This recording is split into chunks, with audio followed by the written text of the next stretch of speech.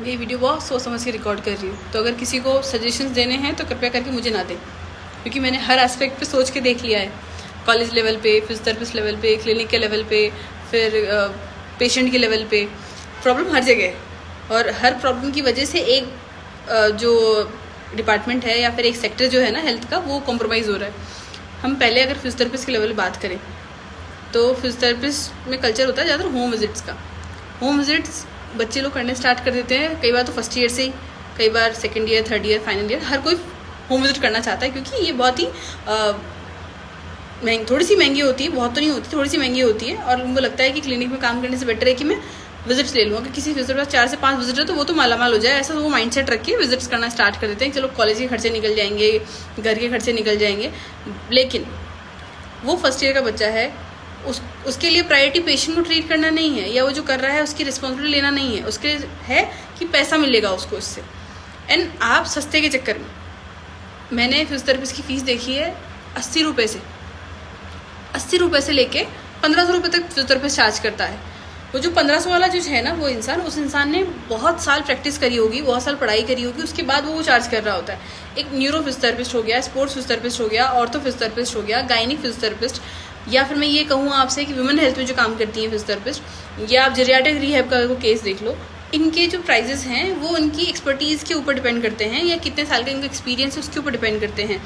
First year, second year, third year, fourth year के बच्चे, या जो इंटर्न कर रहे हैं वो बच्चे, जब आपके पास में आते हैं तो आपको लगता है कि अरे हमारा वो एक फिजियोथेरेपिस्ट था पुराना, वो तो हमको 80 रुपये में देख लेता था, वो तो हमको 100 रुपये में देख लेता है, वो तो 200 रुपये में देख लेता है। मैं आपसे कहना चाहती हूँ कि क्या आपको लगता है कि एक डॉक्टर जिसने इतने सालों पढ़ाई करी होगी, वो 200 रुपये में आपके घर पे आके आपको ट्रीट करेगा?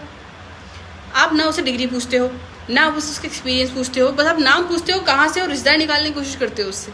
आप पर्सनल बातें ना करके अगर आप उसे ये पूछ लो कि आप कहाँ से पढ़ाई करी है आपने, या आपके पास कौन सी डिग्री है, या आपका डिग्री है भी कि नहीं है, तो शायद मे भी आप बच जाओ। कई बार कई केसेस में देखे हैं कि कुछ फिजियोथेरेपिस्ट जो होते हैं किसी ऑर्थोपेडिशियन के साथ में, न्यूरो फिजिशियन के साथ में, या न्यूरो सर्जन के साथ में कांटेक्ट में होते हैं, और वो लोग उनको जो होम विजिट्स हैं वो देते रहते हैं, और उसमें कमीशन जाता है।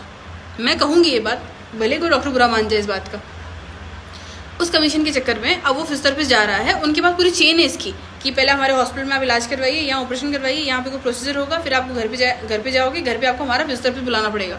वो जो फिजियोथेरेपिस्ट आएगा, वो फिजियोथेरेपिस्ट जो चार्ज कर रहा है उसका कुछ कट वो उस डॉक्टर को भी बेचेगा। ये एक चेन है जो चल रही है, लेकिन प्रॉब्लम यहाँ है कि इसमें नुकसान बेसिक किसका है, वो है पेशेंट का। पैसे से भी जा रहे हो और आपको वो ट्रीटमेंट भी नहीं मिल रहा है जो मिलना चाहिए, और आप एक डिले में चले जाते हो। आपको जो रिकवरी 2 महीने में होनी चाहिए थी, उसको आप 5, 7, 8 महीने तक डिले कर देते हो। फिर आप 8वें में रियलाइज़ करते हो कि अरे ये तो ठीक ही नहीं हो रहा है, तो मैं सोचता हूँ कोई फिजियोथेरेपिस्ट चेंज कर लेता हूँ। फिर आप नया फिजियोथेरेपिस्ट चेंज करोगे, वो मानो आप गलती से कोई पढ़ा लिखा फिजियोथेरेपिस्ट मिल गया, किसी ने रेफरेंस दिया कि हाँ वो फिजियो है, आप उनको बुला लो।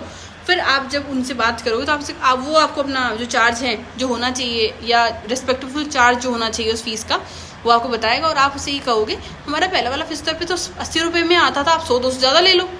इतना भी वो ज़्यादा होता है क्या?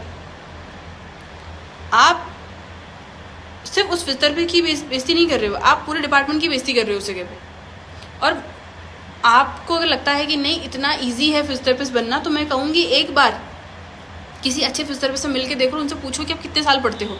4 साल पढ़ाई करके, 6 महीने की इंटर्नशिप करके, और अब तो 2026 तो ऐसा है कि 5 साल पढ़ाई करके, 1 साल इंटर्नशिप करके आप सिर्फ बैचलर्स क्लियर करते हो, और आपने हर डिपार्टमेंट में ड्यूटी करनी है।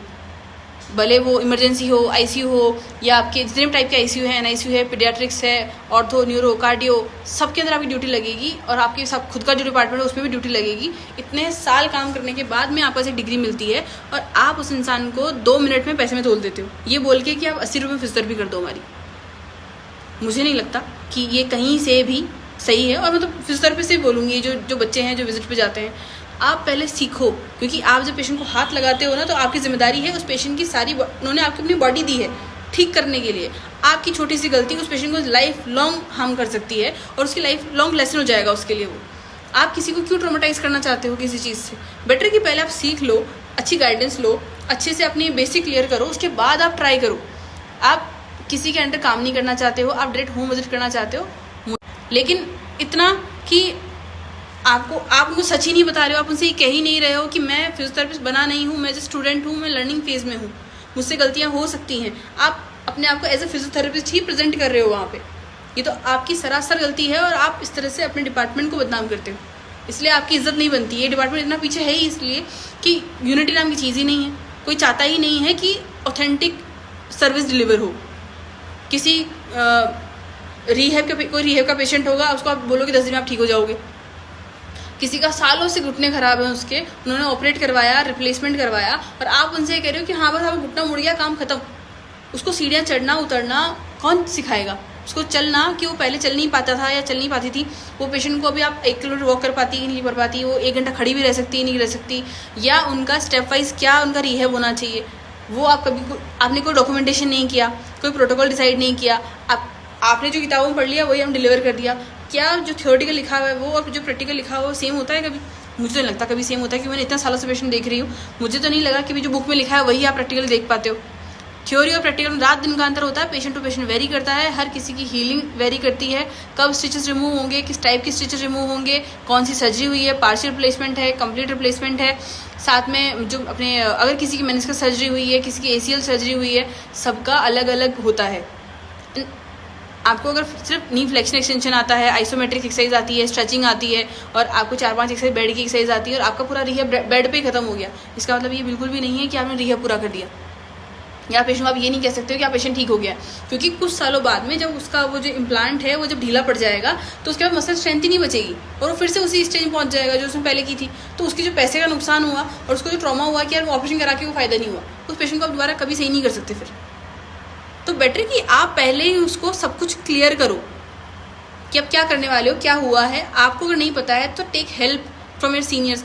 बट ये जो होम विजिट का कल्चर है जिसमें अनट्रेंड फिजियोथेरेपिस्ट, या ये कहूँ कि जो फिजियोथेरेपिस्ट बने नहीं हैं, जो स्टूडेंट फिजियोथेरेपिस्ट हैं, वो अगर जाते हैं, मुझे नहीं लगता कि आप लोगों को विजिट करनी चाहिए। और अगर आपको करनी है विजिट ना, तो अंडर योर सीनियर सुपरविजन करो आप, कि जब वो विजिट पे जा रहे हैं तो उनके साथ जाओ कि कैसे हैंडलिंग होती है। क्या पता कोई पेशेंट बेड रिटर्न है और आपके हाथ से गिर गया, आपसे मिस हैंडल हो गया, किसी का नया फ्रैक्चर था, अभी उनका प्लास्टर खुला है और उन्होंने आपको होम विजिट बुलाया है, और जो फ्रैक्चर यूनाइट हुआ था आपने फोर्सफुली उनका मूवमेंट करने की कोशिश करी और वो फिर से फ्रैक्चर हो गया। कैसे मैनेज करोगे आप इन इमरजेंसीज को? क्योंकि ये तो आपको हैंडल करना सिखाया ही नहीं है अभी तक। तो बेटर कि पेशेंट की लाइफ को स्टेक पे लेने से पहले है कि आप खुद इस चीज़ की रेस्पॉन्सिबिलिटी लो कि अगर मैं पेशेंट को टच करूँगा तो मेरी पूरी रेस्पॉन्सिबिलिटी है इस पेशेंट को देखना, इवन इन इमरजेंसी की कुछ इमरजेंसी हो जाए तो मुझे कैसे इसको रेफरल सिस्टम में डालना है। तो पहले पढ़ लो अच्छे से, स्किल डेवलप कर लो, अपने आप को ट्रेन कर लो, उसके बाद आप किसी पेशेंट को हैंडल करो, क्योंकि यही एक सही तरीका और एथिकल तरीका है।